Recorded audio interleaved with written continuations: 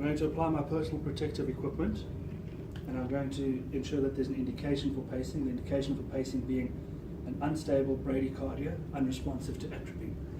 I'm going to explain to my patient, hello sir, my name's Dr. D'Andrea. We need to augment your heart because your heart is beating too slowly and it's causing your blood pressure to drop. We're going to use some electricity to do this, and we'll give you some medication so that you don't feel any pain. Is this okay? Having the patient's consent, I'll insert an IV line and proceed to give the patient some analgesia and some sedation. We'll switch on the machine and attach the leads.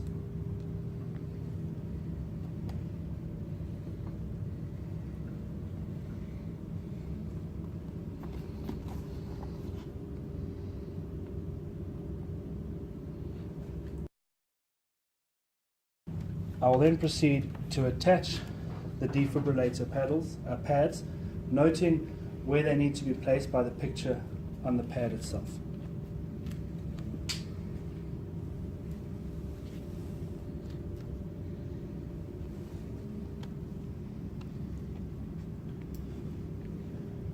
Now I'll turn on the pacer,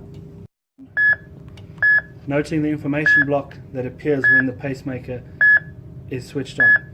I will then select the mode. As I'm in a hospital environment, I will use the demand mode, where the pacer paces when the patient needs it. If I were in a pre-hospital environment, I would use fixed mode, where the pacer paces regardless of what is happening to the heart rhythm, because the bumps on the road can simulate heartbeats. Choose the rate that I want to pace at. I will select a rate of 80 pulses per minute. I will then start the pacemaker, noting the pacing spikes which appear at the rate that I have selected. I will then increase the output until I have electrical capture. That is, every pacing spike is followed by a broad complex QRS. Noting the milliamps that are recorded in the information block.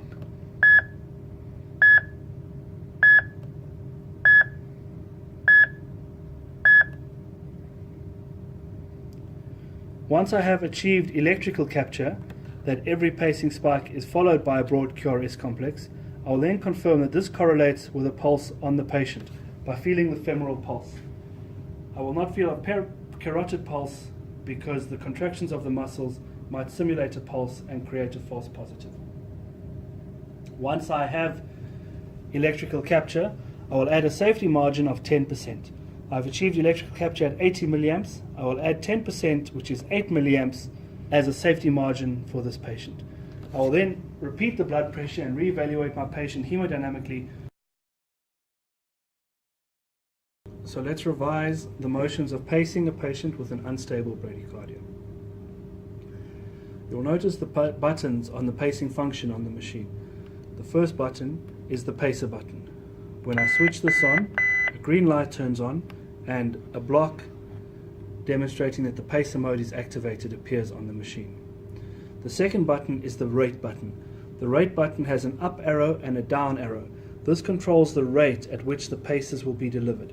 If I push it down, the rate drops down by 10 paces per minute.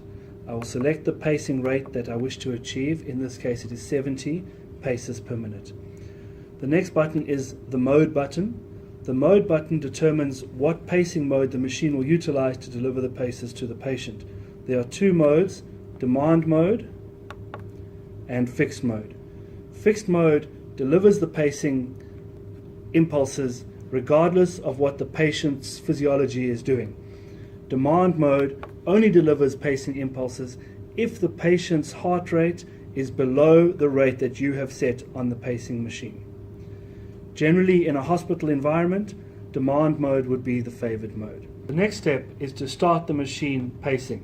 This will get the machine to start delivering pacing impulses at a rate of 70 paces per minute and an amplitude of 30 milliamps. Once I push start, I note the pacing spikes on the ECG monitor.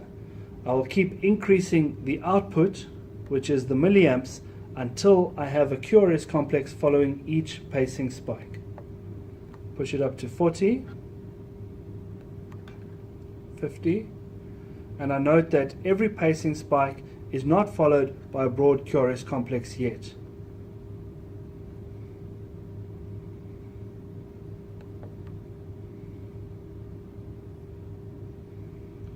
Once I get up to 80 in this case, I note that each pacing spike is followed by a broad QRS complex. This indicates that there is electrical capture.